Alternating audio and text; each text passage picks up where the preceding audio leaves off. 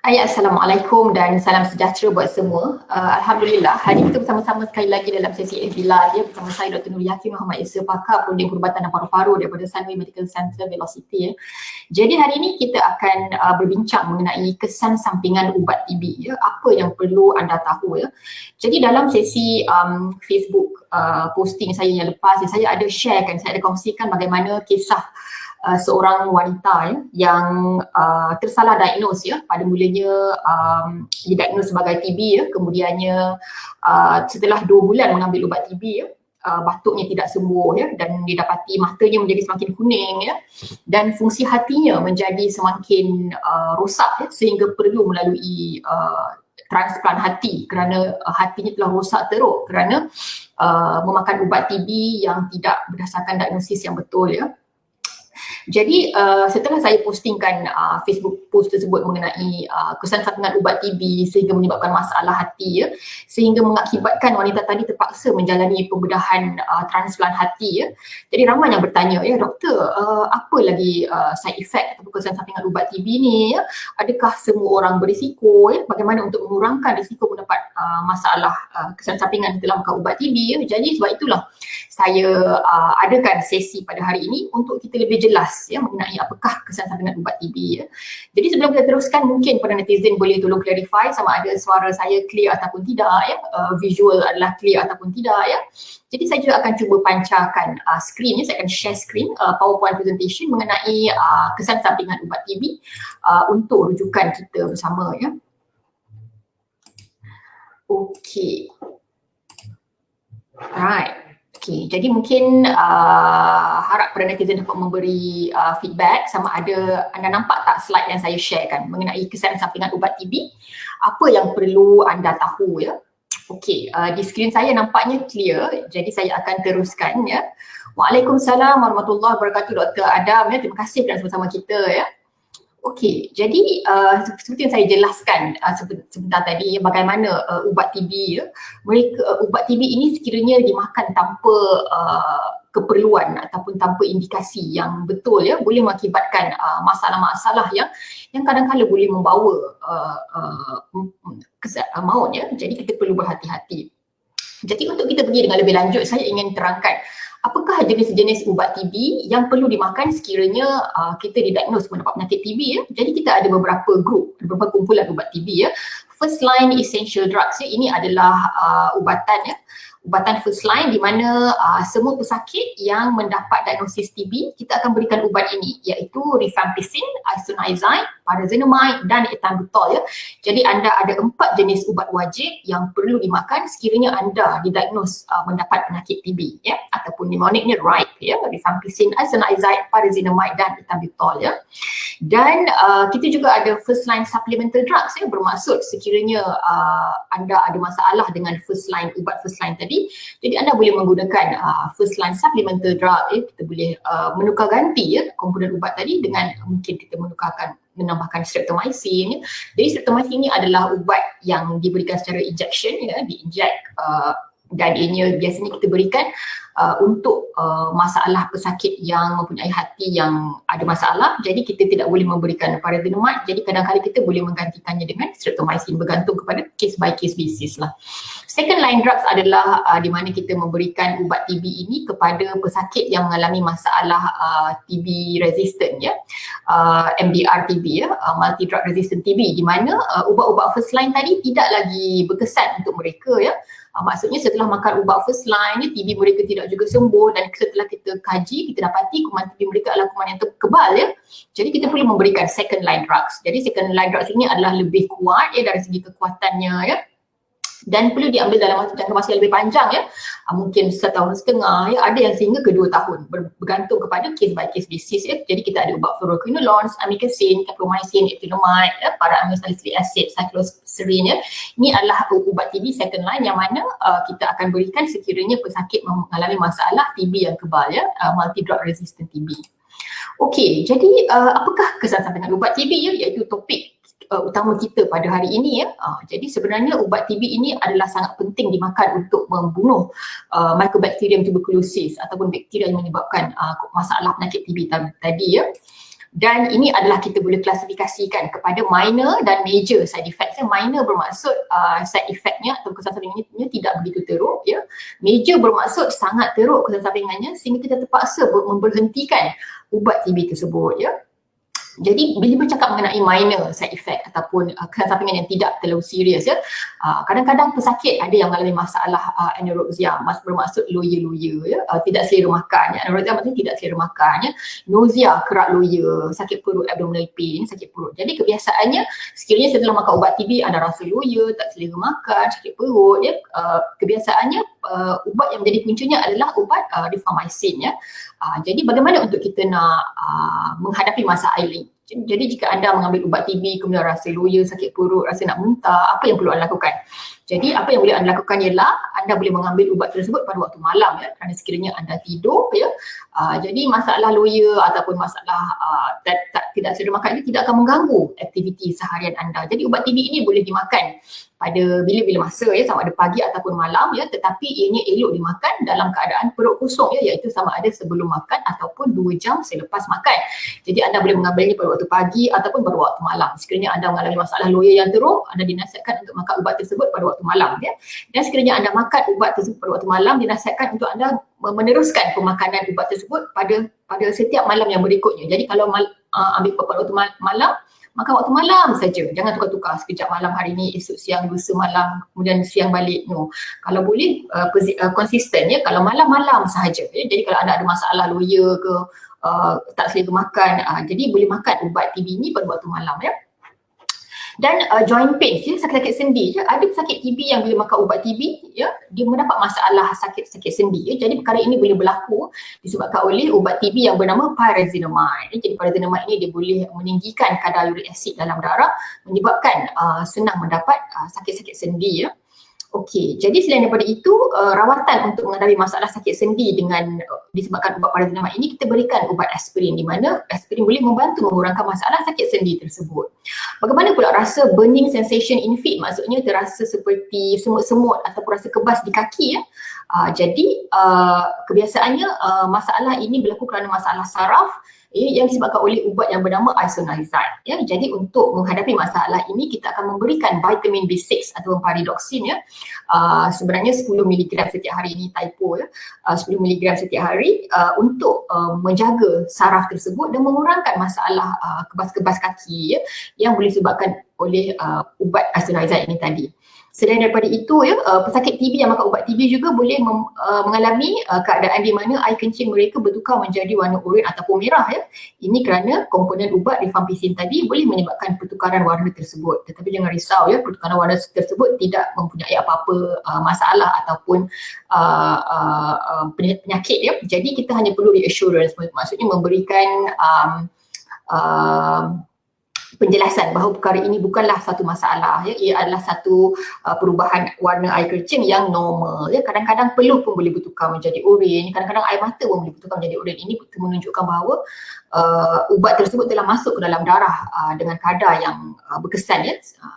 Dan juga masalah kurang pendengaran, deafness ya. Jadi pesakit TB kadang-kadang yang mengambil ubat yang bernama streptomycin ya, mereka kadang-kadang boleh menghadapi masalah kekurangan pendengaran di telinga ya. Jadi caranya ialah kita akan berhentikan dulu ubat streptomycin, kita akan memberikan ubat ethambutol instead ya. Tapi sebenarnya kalau kita lihat rejim ubat TB tadi ya, first line tadi adalah basically ethambutol ya, isoniazid, rifampicin dan pyrazinamide. Tidak ada streptomycin. Streptomycin adalah ubat tambahan sekiranya pesakit tidak boleh menerima salah satu daripada 4 komponen ubat yang utama tadi. Okey, major side effects ya, kesan sampingan yang bahaya di mana kita akan terus berhentikan ubat tersebut serta-merta ya. Dizziness, pening kepala ya. Jadi kalau pesakit yang kerap merasa pening kepala, kepala pusing ya, kebiasaannya puncanya adalah ubat yang bernama streptomycin ya. Jadi kita biasanya akan stopkan streptomycin dan kita menggunakan ubat yang bernama ethambutol. Jaundice ya, masalah kekuningan di mata ya. Ini adalah yang saya kongsikan ceritanya tempoh hari, di mana pesakit wanita tadi dia mengalami masalah kekuningan mata yang sangat teruk disebabkan masalah hati. Jadi puncanya adalah most anti-TB drugs ya. Kebiasaannya ubat-ubat TB ini boleh menyebabkan masalah hati, 4 tadi ya, dan boleh menyebabkan masalah kekuningan di mata. Jadi kebiasaannya sekiranya kekuningannya terlalu teruk ya, fungsinya terlalu teruk, kita akan berhentikan ubat TB itu buat sementara waktu sampailah kekuningan tadi berhenti sampailah kekurangan tadi diselesaikan menjadi normal balik warna mata dan kita boleh perlahan-lahan memberikan kembali ubat TB tadi. Muntah-muntah, ya, confuse, keliru, ya. Jadi ubat TB boleh menyebabkan masalah seperti ini, ya. Jadi kebiasaannya kita akan berhentikan ubat-ubat TB tadi sehinggalah keadaan menjadi bertambah baik, ya. Okey. Kemudian okey.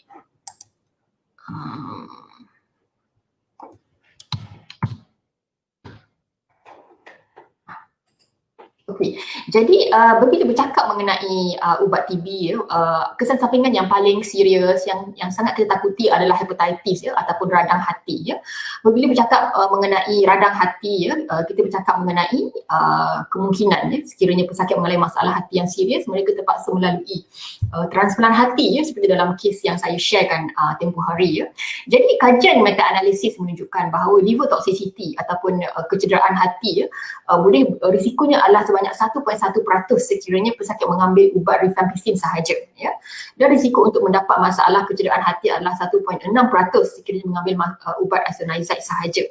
Dan jika pesakit mengambil kedua-duanya iaitu isoniazid dan rifampicin, ya, risiko untuk mendapat masalah kecederaan hati adalah 2.6%. Jadi kita lihat lagi banyak ubat TB yang dimakan risikonya adalah lebih tinggi iaitu 2.6%, ya. Kebiasaannya kecederaan hati ini berlaku dalam tempoh 8 minggu pertama rawatan. Jadi sebab itu untuk semua pesakit TB, ya, dalam 2 minggu pertama rawatan kita akan mengarahkan mereka untuk datang ke hospital atau klinik untuk memeriksa fungsi hati mereka untuk nak memastikan bahawa mereka tidak mengalami masalah kecederaan hati ini, ya. Okey. Dan kita melihat, ya, kajian juga menunjukkan bahawa ubat yang bernama pyrazinamide, ya, mempunyai risiko untuk mengakibatkan kecederaan hati adalah 3 kali lebih tinggi, ya. Jadi selain daripada kecederaan hati, ya, pesakit juga boleh mengalami masalah seperti ruam-ruam di kulit, ya, dan juga masalah sistem pemakanan, ya, muntah-muntah, ya, sakit perut, loya, ya. Jadi ini adalah antara komplikasi ubat TB yang perlu kita ambil perhatian, ya. Okey, jadi setakat ini adakah anda jelas, ya? Sekiranya ada soalan anda boleh bertanyakan kepada saya, ya. Okey, Waalaikumsalam Dr. Abdul Ghafur, ya. Clear, alhamdulillah, terima kasih, ya, Puan Hasanah, ya. Dan Waalaikumsalam Puan Ismailiza Maizan, terima kasih kerana bersama-sama kita, ya. Okey, jadi kita akan terus sambung kepada slide yang seterusnya, ya.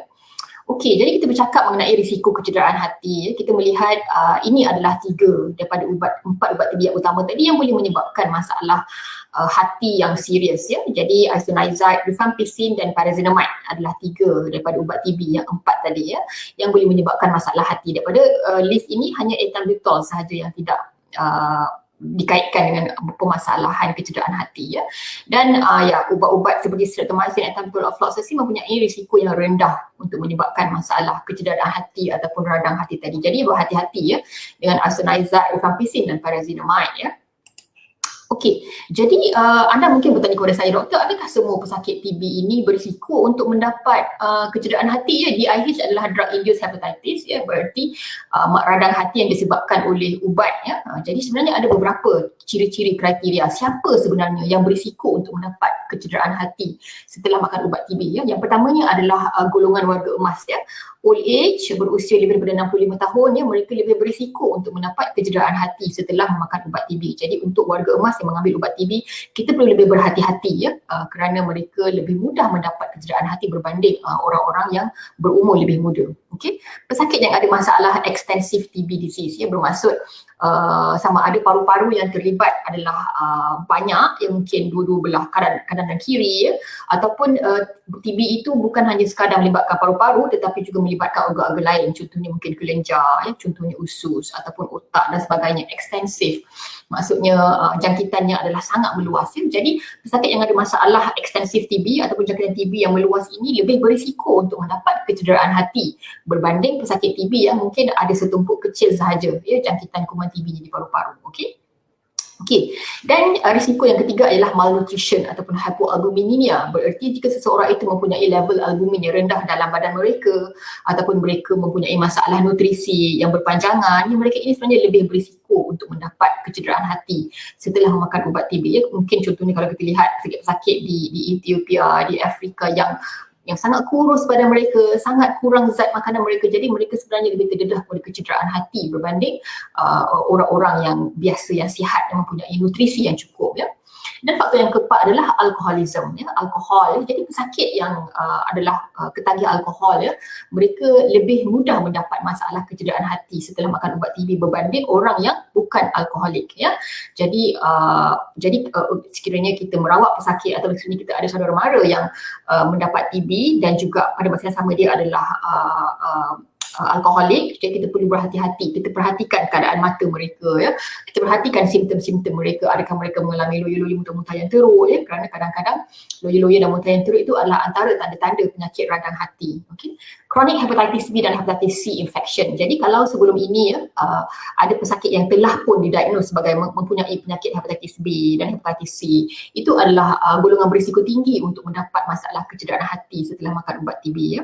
Dan juga pesakit HIV ya, RVD positif ya. Jadi kebiasaannya bila kita bercakap mengenai pesakit HIV, kita bercakap mengenai kebanyakan mereka mendapat HIV daripada pengambilan dadah secara jarum ya, ataupun melakukan hubungan homoseksual ya, ataupun melakukan seksual rambang dan sebagainya. Jadi pesakit HIV ini tadi mereka lebih mudah berisiko, lebih mudah mendapat kecederaan hati setelah makan ubat TB berbanding orang-orang biasa. Jadi sekiranya anda atau rakan-rakan anda tergolong dalam golongan ini ya, jadi anda perlu lebih berhati-hati dengan perubahan badan anda ketika mengambil ubat TB. Lihat warna mata anda ya, lihat simptom anda ya, dan juga pastikan anda memeriksa fungsi hati anda ya paling kurang 2 minggu setelah memakan ubat TB tadi.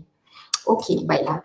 Jadi tadi kita dah bercakap mengenai bagaimana seorang yang alkoholik, orang yang ada penyakit hepatitis B dan C, mereka ini adalah golongan berisiko untuk mendapat kecederaan hati setelah makan ubat TB. Pesakit yang mempunyai masalah hepatitis sebelum ini dan telah pun sembuh juga sebenarnya mempunyai risiko kerana hati mereka fragile ataupun hati mereka adalah lebih mudah tercedera disebabkan ubat-ubatan. Jadi perlu berhati-hati. Okey.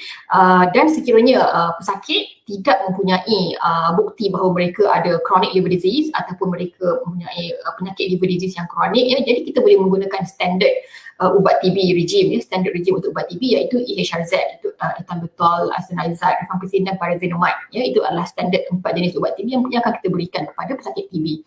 Dan kita akan menasihatkan mereka untuk monitor hepatitis symptom seperti yang saya katakan tadi, muntah-muntah, loya, sakit perut ya, dan kita akan sentiasa monitor ataupun mengawasi liver enzyme ataupun fungsi hati mereka ya, sehingga 2 bulan ya, kerana kajian menunjukkan setelah 2 bulan risiko untuk mendapat kecederaan hati itu adalah agak rendah ya.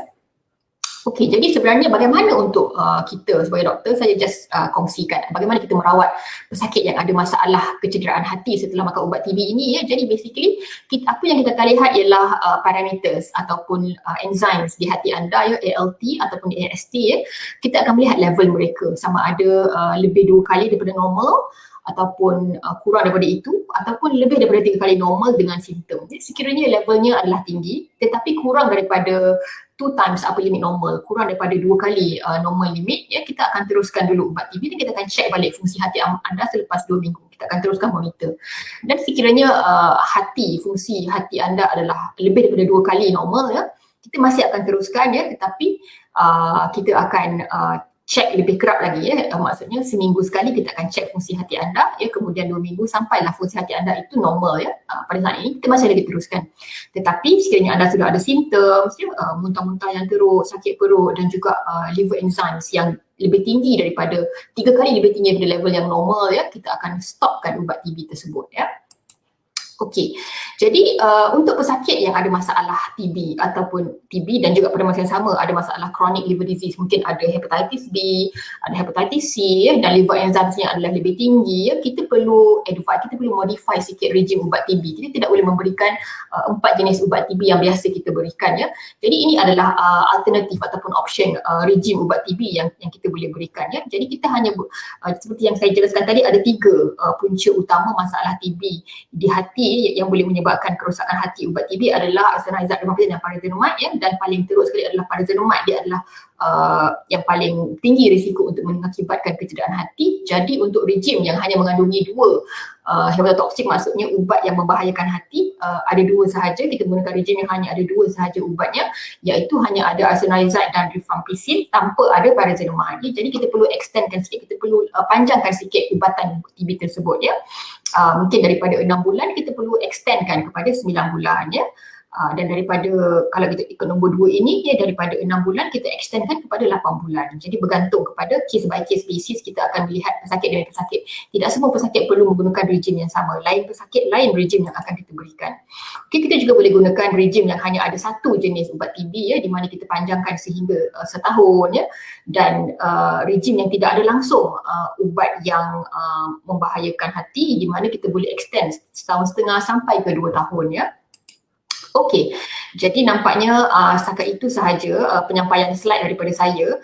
Saya harap pesakit dapat gambaran yang lebih jelas ya mengenai perbincangan hari ini, iaitu kesan sampingan ubat TB, bagaimana kita melihat risiko anda mengalami masalah hati, bagaimana risiko anda untuk kita strategi untuk mengurangkan risiko anda mengalami masalah hati tadi ya. Okey.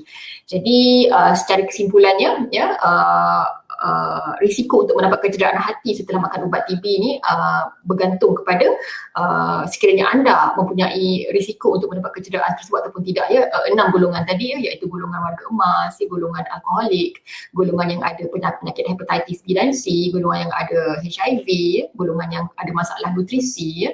Ini adalah antara golongan yang berisiko untuk mendapat kecederaan hati setelah makan ubat TB ya. Jadi buat pesakit TB di luar sana ya, dan juga mungkin sekiranya anda ada rakan-rakan atau ahli keluarga yang mengidap masalah TB ya, berhati-hatilah ketika makan ubat TB ya. Sekiranya anda tergolong dalam golongan yang berisiko tinggi tadi, pastikan anda melihat perubahan di dalam mata anda dengan lebih baik ya, dan juga monitor fungsi hati anda dengan lebih baik. Okey, jadi nampaknya setakat ini saja kongsian pada saya pada hari ini ya. Semoga mendapat manfaat buat semua. Kita jumpa lagi pada hari esok ya, dengan episod bersama Miss Chong Rui. Kita akan bincang mengenai pemakanan pesakit kencing manis ya.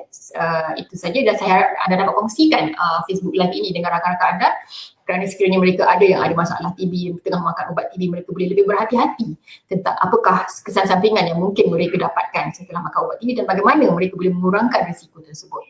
Okey, sekian saja daripada saya. Sekian. Assalamualaikum warahmatullahi wabarakatuh.